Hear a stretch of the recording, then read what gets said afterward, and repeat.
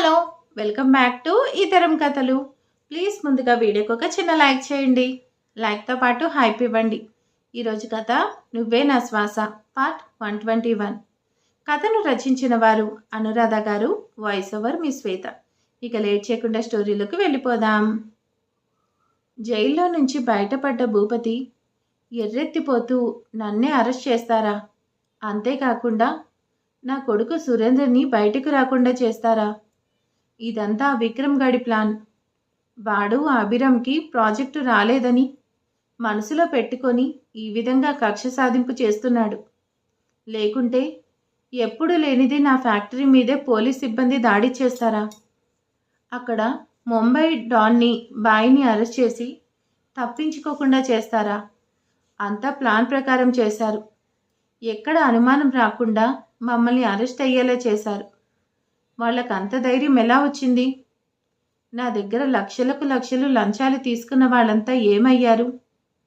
ఏ ఒక్కడూ ఇన్ఫర్మేషన్ ఇవ్వలేదు, ముందుగా హెచ్చరించలేదు. చాలా తెలివిగా ఆ ఏసీపీ విక్రమ్ ఇంకా డిఐజీ మధుసూదన్ ఆడిన డ్రామా ఇది. నాకు తెలిసి డాన్ దగ్గర విక్రమ్ మనుషులు ఎవరినో ఏర్పాటు చేసుంటారు. అందుకే సరిగ్గా సరుకు ఇక్కడికి చేరగానే సమయానికి వచ్చి పడ్డారు. అంతా విక్రమ్ నిర్వాహం అయి ఉంటుంది. చెప్తా నా కొడుకులని, నామరూపాలు లేకుండా చేస్తాను. తెల్లారే కల్లా వాళ్ళలో ఒక్కడు కూడా భూమి మీద లేకుండా చేస్తాను అని ఆవేశపడుతూ బయటకొచ్చాడు. అక్కడ అతని మనుషులు కంగారు పడుతూ అతని కోసం ఎదురు చూస్తూ కనిపించారు. భూపతి వాళ్లపై అరుస్తూ అంతా పనికిమాలిన చెవటలు. అందుకే ఆ విక్రమ్ అభిరామ్ అంతలా రెచ్చిపోతున్నారు. నా మీదే నిఘా పెట్టారు, నన్నే అరెస్ట్ చేయించారు. ఎవరిని వదిలిపెట్టను. వాళ్ళకి భూపతి అంటే ఏంటో తెలిసేలా చేస్తాను. ముందు ఆ హోమ్ మినిస్టర్ ఏమయ్యాడు? నాకు ఒక్కసారి కూడా ఫోన్ చేయలేదు అని అతని మొబైల్ ఆన్ చేసి అతనికి ఫోన్ చేయబోయాడు. అంతలో ఆ ఫోన్లో చాలా మిస్డ్ కాల్స్ వచ్చినట్టు నోటిఫికేషన్స్ గమనించి నేను అరెస్ట్ అయ్యానని కంగారు పడుతూ నన్ను నమ్ముకున్న వాళ్ళంతా ఇలా కాల్ చేసి ఉంటారు. అంతా టైం అనుకుంటూ హోమ్ మినిస్టర్కి కాల్ చేశాడు భూపతి. ఆయన ఫోన్ కలవలేదు. భూపతి చిరాకు పడుతూ ఎక్కడ చచ్చాడు నా కొడుకు అనుకొని ఇంటివైపు కారు తీయమన్నాడు. సురేంద్ర కంగారుగా భూపతికి కాల్ చేసి, నాన్న, నేను బయటకు వచ్చేసాను, మీరెక్కడున్నారు? నాకు ఆఫీస్ నుంచి ఫోన్ వచ్చింది. అక్కడ ఏదో గందరగోళంగా ఉందని మేనేజర్ చెప్తున్నాడు. నేను అటు వెళ్ళి చూసి వస్తాను అన్నాడు సురేంద్ర. భూపతి సురేంద్ర మాటలతో కాస్త కంగారు పడి, సరే, ఆ సంగతేంటో చూసి ఇంటికి రా. నేనిప్పుడే బయటకు వచ్చాను. ఇద్దరం ముందు ఒక చోట కూర్చొని ఆ అభిరామ్ విక్రమ్ల సంగతి తేల్చాలి అని ఆవేశంగా చెప్పి ఫోన్ పెట్టేసి, రేయ్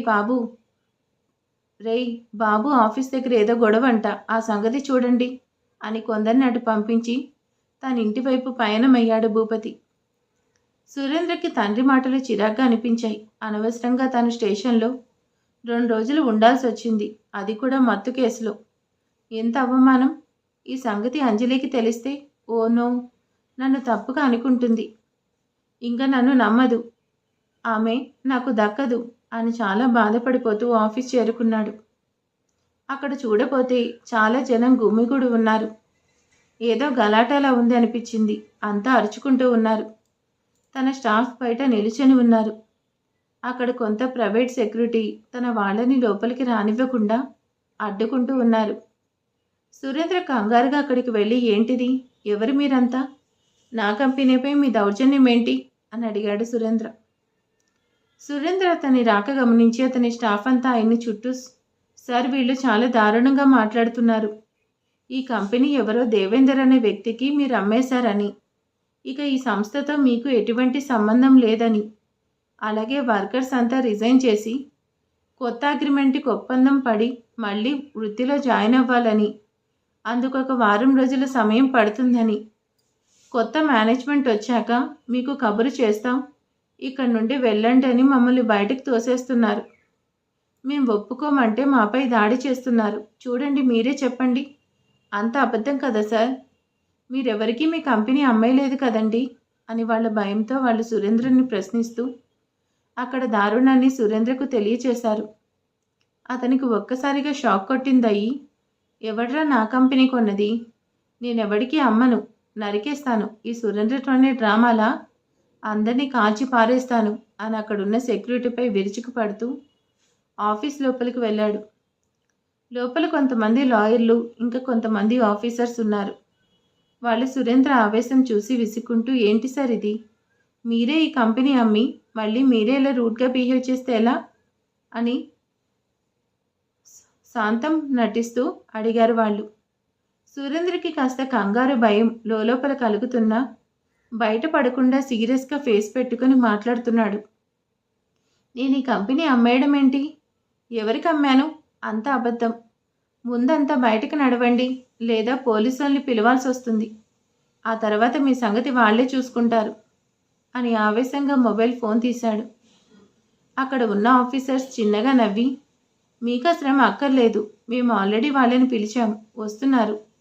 వాళ్ళు వస్తే వాళ్ళే మీ సంగతి తేలుస్తారు. అలా కాకుండా ఉండాలంటే మర్యాదగా బయటకు నడవండి అని ఎంతో ధీమాగా చెప్పారు వాళ్ళు. అక్కడ పెద్ద గొడవ జరగబోతుంది అని ప్రేమ్ ఊహించి సురేంద్ర వాళ్ళ మీద కలబడబోతుంటే అతను కంగారుగా వచ్చి అడ్డుపడి, సార్ ఆగండి సార్, ఆవేశం వద్దు. మీరు ఈ సమయంలో ఆవేశపడడం మంచిది కాదు. ఒక్కసారి నా మాట వినండి. వాళ్ళు చెప్పేది నిజం. వాళ్ళు చూపిస్తున్న డాక్యుమెంట్స్లో మీ సంతకాలు, అలాగే భూపతి గారి సంతకాలు, ఇంకా మన షేర్స్ హోల్డర్ సిగ్నేచర్లు ఉన్నాయి. ఈ సంస్థని మీరే వాళ్ళకి అమ్మేసినట్టుగా అందులో ఉంది. రిజిస్ట్రేషన్ కూడా చేయబడింది.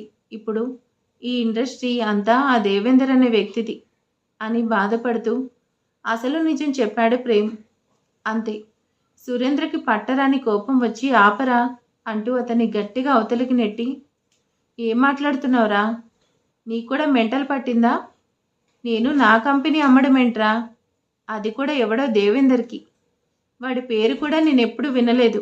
అయినా నా కంపెనీ అమ్మాల్సిన అవసరం నాకేముంది అంటూ ఉంటే ప్రేమ్ బాధగా, నాకు అదే అర్థం కావడం లేదు సార్, కానీ పేపర్స్ మాత్రం అలా ఉన్నాయి అని చెప్పాడు. అక్కడ ఉన్న ఆఫీసర్స్ వాళ్ళ దగ్గర ఉన్న పేపర్స్ చూపించారు. అంతే. అవి చూసిన సురేంద్రకి దిమ్మ తిరిగిపోయింది. మైండ్ మొద్దుబారినట్టుగా పిచ్చి పిచ్చినట్టుగా అనిపిస్తూ ఏం ఆలోచన రాక అతని ఇంచు కూడా కదలలేక నిస్సత్తువ ఆవహించినట్టు అయిపోయి నిలబడిపోయాడు. ఎక్కడో పెద్ద తప్పు జరిగినట్టుగా తెలుస్తుంది. అతనిలో కదలిక లేదు. రెప్ప వేయకుండా చూస్తూ ఉన్నాడు. అతను సైలెంట్గా చూస్తూ ఉండడంతో అక్కడి ఆఫీసర్స్, లాయర్స్ చెప్తున్నారు, చూడండి మిస్టర్ సురేంద్ర భూపతి, కోర్టు మీ కంపెనీ పూర్తి రైట్స్ అన్నీ దేవేందర్కి సొంతమని ఉన్న పళంగా స్వాధీనం చేసుకోవచ్చు అని ఆర్డర్స్ ఇచ్చారు. మా సార్ వెంటనే అంతా ఆక్యుపై చేయమన్నారు. ఇంకా మీకేమన్నా సందేహాలుంటే కోర్టులో చూసుకోండి, ఇంకా బయటకు నడవండి అని ఎంతో దారుణంగా సురేంద్రని అతని స్టాఫ్ని బయటకు తోసేసి వాళ్ళ సెక్యూరిటీతో అన్నీ లాక్ చేసుకొని అక్కడ సెక్యూరిటీని కాపలా పెట్టి వెళ్ళిపోయారు. సురేంద్ర చుట్టూ అతని స్టాఫ్ వచ్చి చేరి, సార్ ఏంటి సార్ ఈ దారుణం? అసలు ఎవరు వీళ్ళంతా? ఎవరు మీ కంపెనీ వాళ్ళకి ఇచ్చేయడం ఏంటి? సార్ చెప్పండి సార్, ఏం మాట్లాడరు? ఏంటి సార్, మాకు భయంగా ఉంది. ఉన్న పళంగా అంతా రోడ్డున పడ్డాం. మేము మిమ్మల్ని నమ్ముకున్నాం అంటూ ఏడుస్తూ అడిగాడు. సురేంద్ర స్పృహలోకి వచ్చి గట్టిగా నిట్టూర్చి, ఎవరు కంగారు పడకండి, నేను చూసుకుంటాను, అంతా వారంలో సెట్ అవుతుంది అని నచ్చ చెప్పి ప్రేమ్ని వెంట పెట్టుకుని అతని కారులో బయలుదేరాడు. సురేంద్ర ఆలోచనలు చాలా వేగంగా పరిగెడుతున్నాయి. అంతకంటే వేగంగా అతని కారు రోడ్డుపై నడుస్తుంది. అతని పక్కన ఉన్న ప్రేమ్ కాస్త కంగారు పడుతూ, సార్ ఏంటి సార్, ఎక్కడికి వెళ్తున్నాం? ఇప్పుడు మీరు ఏం చేయాలనుకుంటున్నారు? అసలు ఆ సంతకాలు మీవేనా? మీకెందుకు కంపెనీ అమ్మాల్సిన అవసరం వచ్చింది? ఆ పవర్ ప్రాజెక్టు కోసమేనా అని ఎన్నో ప్రశ్నలు వేస్తున్నాడు. కానీ సురేంద్ర ఏ ఒక్కదానికి ఆన్సర్ చేయకుండా కొంత దూరం పోనిచ్చి సడన్గా కారు ఆపాడు. ప్రేమ్ కంగారుగా కళ్ళు మూసుకొని తెరిచి చూశాడు. చూడబోతే సురేంద్ర ప్రాజెక్ట్ ప్రదేశానికి వచ్చాడు. ప్రేమ్ మనసులో అనుకుంటున్నాడు, ఇతగాడికి ఇక్కడేం షాకులు ఎదురవుతాయో. ఆ అభిరామ్ చాలా పెద్ద ప్లాన్ వేశాడు. దిమ్మ తిరిగిపోయింది సార్కి. ఇంకిక్కడ ఏకంగా ప్రాణం పోతుందేమో అని భయంగా చూస్తూ ఉన్నాడు ప్రేమ్. సురేంద్రకి ఇప్పటి వరకు ఎదురైన షాక్ కంటే బలమైన పెద్ద షాక్ తగలబోతుంది అని ప్రేమ్కి తెలుసు.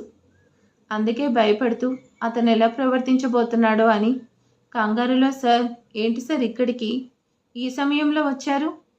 మేడం శోభా గారి హెల్ప్ తీసుకోవాలనా అని ఏమీ తెలియనట్టు అడిగాడు ప్రేమ్. సురేంద్రకి ఏదో తప్పు జరుగుతున్న భావన, అతను ఊహించినది జరగకూడదు అనుకుంటూ ఎంతో భయంగా ప్రాజెక్టులో అడుగుపెట్టాడు. అక్కడ మొత్తం స్టాఫ్ మారిపోయి ఉన్నారు. అంతేకాకుండా ఎంట్రన్స్లో ఉన్న ప్రాజెక్ట్ని మారిపోయింది. ప్లాన్ మొత్తం చేంజింగ్ చేసింది. అతనికి అడుగు ముందుకు పడడం లేదు. అప్రయత్నంగా నో నో, ఇది నిజం కాదు, కేవలం కళ, అంతే, నేను నమ్మను అనుకుంటూ భయంగా చూస్తూ ఉంటే ప్రేమ్ వెనకే వచ్చి, సార్ ఏంటి సార్ ఈ అన్యాయం, ఇక్కడంతా మారిపోయింది, మీకు బదులు అలాగే మన స్టాఫ్కి బదులు ఇంకెవరో ఉన్నారు, నాకు పిచ్చి పట్టేలా ఉంది, అసలు అర్థం కావడం లేదు అని అడుగుతూ ఉంటే అక్కడికి ఆనంద్ వర్మ వచ్చి, ఎస్ చెప్పండి, ఎవరు మీరు అని అడిగాడు. సురేంద్ర ఆవేశపడడం లేదు, అలాగే అతనికి ఆన్సర్ కూడా చేయలేదు. అతనికి అర్థమైపోయింది, తను ఏదైతే సందేహించాడో అదే నిజమైంది. అనుకున్నట్టుగానే ఇక్కడ కూడా వేరెవరో యాజమాన్యం అని ఉన్నారు. అంతా తను పూర్తిగా మునిగిపోయాడు. మొత్తం అంతా నాశనమైంది. తాను కన్న కళ కళ్ళలైపోయింది. కన్న తల్లిలా భావించి నమ్మిన ఆమె తనని మోసం చేసి పరారయ్యారు.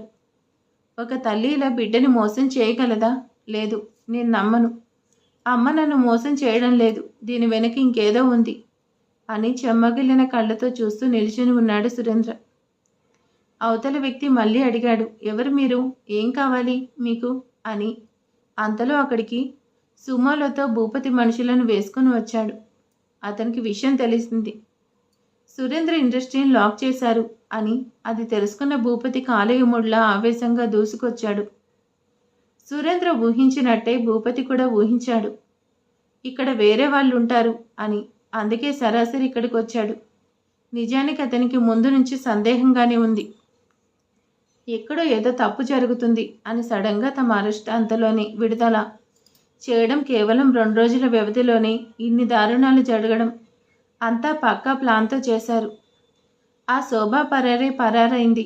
అలాగే తమ ఆస్తిపాస్తులన్నిటినీ సొంతం చేసుకొని సురేంద్ర సంతకం చేసిన పత్రాలు చూపించి వేరెవరకు తమ ఆస్తులను అమ్మేసిపోయింది అని అతని మనుషులకు వచ్చి చెప్పారు. భూపతికి ఒక్కసారిగా మైండ్ బ్లాక్ అయింది. ఆవిడికి తన కొడుకు వారసుడయ్యి కోట్లు కడిస్తాడు అనుకుంటే ఉన్నది మొత్తం పోగొట్టుకున్నాడు. అతను భరించలేకపోయాడు. సురేంద్ర ఏ ప్రాజెక్టు కోసం తన దగ్గర ఉన్నదంతా తాకట్టు పెట్టాడో అదే ఇప్పుడు వాడికి కాకుండా వేరొకరికి అమ్మేసింది. ఆవిడ దారుణం అన్నీ తెలుసుకున్న అతనిలో మరింత ఆగ్రహం చేరుకుంది. అంతేకాకుండా సురేంద్రకి అతని ఆఫీస్లోనే ఘోర అవమానం జరిగింది. అతన్ని బయటకు నెట్టేశారు అని తెలుసుకున్నాడు భూపతి. అతను కొన్ని గంటల క్రితం ఇక్కడికి వెళ్ళేసరికి అక్కడ కోర్టు సామాన్లు తీసుకుని కొంతమంది ఆ ప్రాపర్టీ మాది అంటూ రావడం, అడ్డం వచ్చిన తన మనుషులను అరెస్ట్ చేయించడం, సర్ది చెప్పాలని చూసిన వీరభద్రంని వయసుకి కూడా మర్యాద ఇవ్వకుండా నేలపై తోసేయడం అంతా అతను కళ్ళారా చూశాడు. భూపతికి సీన్ మొత్తం అర్థమైంది. ఒక్కసారిగా జరిగిన మోసాన్ని తెలుసుకొని హడిలిపోయాడు.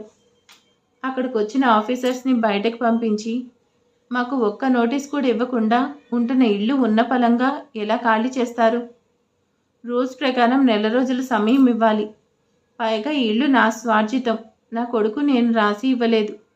వాడు తాకట్టు పెట్టిన ప్రాపర్టీస్లో ఈ ఇల్లు లేదు. కేవలం షూరిటీ కోసం నేను సంతకం చేశాను. అంతేకాని మీరు స్వాధీనం చేసుకోవాలనుకుని కోర్టు ఆదేశం తెచ్చుకున్నామంటున్నారు. అంతా సవ్యంగా లేదు. కాబట్టి నాకు టైం కావాలి. 1 నెల టైం ఇవ్వండి. అప్పటికి నేను ఏమీ ప్రూవ్ చేసుకోలేకపోతే నెలలో ఖాళీ చేస్తా. లేదు అంటే అప్పుడు మీరు ప్రాపర్గా రియాక్ట్ అవ్వండి.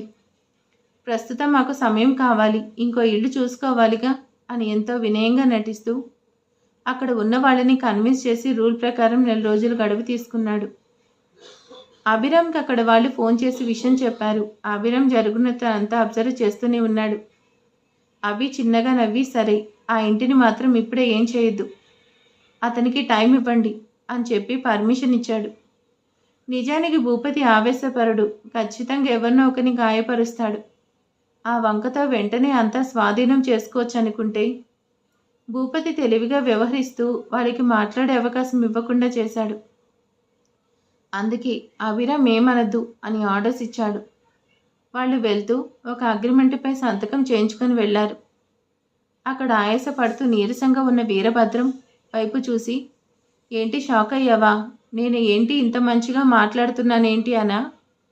నాకు 1 నెల చాలు ఇప్పుడు పోగొట్టుకున్న దానికి 100 రెట్లు సంపాదించడానికి. భైరవపురంలో నిధి మొత్తం నాదే, దాన్నెవరూ లాక్కోలేరు. అలాగే ఇంతటి దారుణాన్ని చేసిన వాళ్ళని ఆలోగా ప్రాణాలతో లేకుండా చేస్తాను అని అతన్ని లోపలికి వెళ్ళమని చెప్పి సురేంద్ర కోసం అటుగా వచ్చాడు. అక్కడ కొడుకు పరిస్థితి చూసి ఎంతో అల్లాడిపోయాడు. ఆనందవర్మ వైపు కోపంగా చూసి, ఈ ప్రాజెక్టు మాది, నువ్వెవరిక్కడ, నీ పెత్తనం ఏంటి అని అడిగాడు. భూపతి అతను నవ్వుతూ, ఏంటి పెద్దాయనా, పిచ్చిగాని పట్టిందా? 2 నెలలు నేను ఇండియా రాలేక ఇక్కడ పనులు వర్కర్స్ని చేసుకోమని చెప్పి పంపితే మీకేమన్నా కథలు చెప్పారా? ఈ ప్రాజెక్ట్ పని చేసి పెడితే ఓనర్స్ అయిపోతారని 2 నెలలు ఫీజు తీసుకొని వెళ్ళండి అంటూ ఒక చెక్ రాసి ఇచ్చి పొమ్మన్నాడు. సురేంద్ర ఒక్క మాట కూడా మాట్లాడలేదు. అతనికి మాట రావడం లేదు. మెదడు మొద్దుబారినట్టు అయిపోయాడు. కానీ భూపతి మండిపడుతూ, ఏంటి దారుణం, నువ్వెవరసలు? మాకు శోభా గారు పార్ట్నర్షిప్ ఇచ్చి మా దగ్గర చాలా రికవరీ చేశారు అన్నాడు. ఆయన ఆశ్చర్యంగా చూస్తూ, శోభానా? ఆవిడెవరు? ఆ పేరు కూడా నాకు తెలీదు. నా మేనేజర్ ఇక్కడే ఉన్నాడు. ఇతను మీకు 2 నెలలు కాంట్రాక్ట్ ఇచ్చాడు అనుకుంటున్నా. ఏం జరిగింది మేనేజర్? ఎవరు వీళ్ళు? ఏంటో మాట్లాడుతున్నారు అని అడిగారు ఆయన. మేనేజర్ విచిత్రంగా చూస్తూ, వీళ్ళెవరు సార్? మనకి 2 నెలలు వర్క్లో సాయం చేసింది వీళ్ళు కాదు, వాళ్ళు వేరే. నేను వాళ్ళకి ఇవ్వాల్సింది 2 రోజుల క్రితమే ఇచ్చేశాను. ఇంకా వాళ్ళు రారు. అంతేకాదు, నేనెప్పుడు వీళ్ళని చూడనే లేదు అని అతను మరింత దారుణంగా మాట్లాడేసరికి భూపతి ఆవేశపడుతూ, రేయ్, నువ్వు నా చేతిలో చేస్తావు. నీకు సురేంద్ర ఎవరో తెలీదా? 2 నెలలుగా ఇక్కడే గొడ్డులో కష్టపడ్డాడురా. అలాంటిది నీకు సురేంద్ర తెలియదంటావా? నా కొడుకుని మోసం చేసి ప్రాజెక్టు మీదంటారా అని అతని మీద కలబడ్డాడు. భూపతి అంతే సడన్గా పోలీస్ వాళ్ళు ప్రత్యక్షం అయ్యి ఆనంద్ వర్మ ఆర్డర్తో సురేంద్రని భూపతిని బయటకి ఎంటించి వేశారు. వాళ్ళు గట్టిగా వార్నింగ్ ఇచ్చి చెప్పారు, మీ దిక్కున్న చోట చెప్పుకోండి. ఏదైనా సందేహం ఉన్నా మీకు ప్రూఫ్ చేసుకునే సత్తా ఉంటే కోర్టులో తెరుచుకోండి అని అమానుషంగా మాటలని వాళ్ళకి ఎదుటి వాళ్ళని మోసం చేస్తే ఎలా ఉంటుందో తెలిసేలా చేసి చెప్పారు. భూపతి మనుషులు కూడా ఏమీ చేయలేకపోయారు. అంత ఘోర అవమానం భూపతి భరించలేకపోయాడు. కానీ ఇప్పుడు ఏమీ చేయలేని పరిస్థితి. సురేంద్ర చేసిన సంతకాలు ఇన్ని ప్రాబ్లమ్స్ తెచ్చిపెట్టాయి అని అతనికి క్లియర్గా అర్థమవుతుంది. పవర్ మొత్తం వాళ్ళ దగ్గర ఉండి డబ్బు కోసం సొంత వారి ప్రాణాలు తీశాడు అతను. అలాంటి అతనికి ఈ లోకంలో డబ్బు కోసం మోసాలు చేసే వాళ్ళు ఉంటారు అని అతనికి తెలియంది కాదు. కానీ తానే మోసపోవడం అతనికి ఒక షాక్లా ఉంది. అందుకే వాళ్ళతో గొడవ పడే కొద్దీ మరింతగా ఇరుక్కుపోతాం అని అతనికి తెలుసు. ఎంతో కన్నింగ్ మైండ్ గల భూపతి ఆలోచనలు వేగంగా కదులుతూ వస్తున్న కోపాన్ని, ఆవేశాన్ని కంట్రోల్ చేసుకుంటూ తుఫాన్లా చిక్కున్న తాము ఈ సమస్య నుండి ఎలా బయటపడాలి, అసలు ఈ దారుణం చేసింది ఎవరై, వాళ్ళని ఏం చేయాలి అని కొన్ని క్షణాల్లోనే ఆలోచన చేసి బయటకేం మాట్లాడకుండా సురేంద్రని వెంట పెట్టుకొని తన ఇంటికి వచ్చేశాడు. అక్కడ జరిగేది సీను మొత్తం విక్రమ్ ఇంకా అభిరామ్, అంజలి, అతని కుటుంబం మొత్తం తెలుసుకున్నారు. వాళ్లలో ఎంతో సంతోషం కలిగింది. ఎదుటివారిని దెబ్బతీయడమే తెలిసిన భూపతి మొదటిసారిగా దెబ్బతిన్నాడు. నమ్మిన వాళ్ళు మోసం చేస్తే ఎలా ఉంటుందో ఇప్పుడు వాడికి తెలుసుంటుంది. మొత్తం వాడి దగ్గర ఉన్న పేరు పలుకుపడి డబ్బు ఆస్తి అంతా లాక్కున్నారు. ఇప్పుడు భూపతి ఇంకా సురేంద్ర ఒక జీరో అని అభిరామ్ గట్టిగా నవ్వాడు. విక్రమ్ కూడా సంతోషంగా నవ్వుతూ, ఎస్ అభి, నువ్వు చాలా మంచి పని చేసావు. ఇంకా వాళ్ళకి ఏ దారి లేకుండా చేసావు. ఆ భూపతి చాలా తెలివిగా 1 నెల రోజులు గడువు అడుగుతున్నాడు. భైరవపురంలో నిధిని కొట్టేసి మళ్ళీ అందలం ఎక్కాలని చూస్తున్నాడు అని విక్రమ్ అనుమానం చెప్పాడు. అంజలి కలగ చేసుకునే, అన్నయ్య, నాకెందుకో భూపతికి మనం కోపం తెప్పించామనిపిస్తుంది. అతను ఒక మాస్టర్ లాంటివాడు. అలాంటి జంతువుకి జాలి దయ ఉండదు. వాడి దారికి ఎవరు అడ్డం అనుకున్నా వాళ్ళు అడ్డు తొలగించుకుంటాడు. ఇన్ని అవమానాలు అలాగే ఇన్ని ఎదురు దెబ్బలు తిన్నాడు. ఖచ్చితంగా వీటి వెనుక ఉన్నది మనమే అని తెలుసుకుంటాడు. అదే జరిగితే ప్రమాదం. వాడెంత దారుడానికైనా దిగజారుతాడు. మిమ్మల్ని చంపాలని చూస్తాడు అని భయంగా అభి వైపు చూసింది. అభి ఆమెను దగ్గరికి తీసుకుని కంగారు పడకు అంజలి, నేనున్నాగా, నేను చూసుకుంటా. ఇప్పటి వరకు జరిగింది చూసావుగా, ఇంకా జరగబోయేది చూస్తావు, డోంట్ వరీ అని ధైర్యం చెప్పాడు. సో మరి ఇక తర్వాత ఏం జరగబోతుంది ఏంటి అనేది దీని కంటిన్యూషన్ పార్ట్ నెక్స్ట్ ఉంటుంది. నెక్స్ట్ ఎపిసోడ్లో తెలుసుకుందాం. Thank you for watching.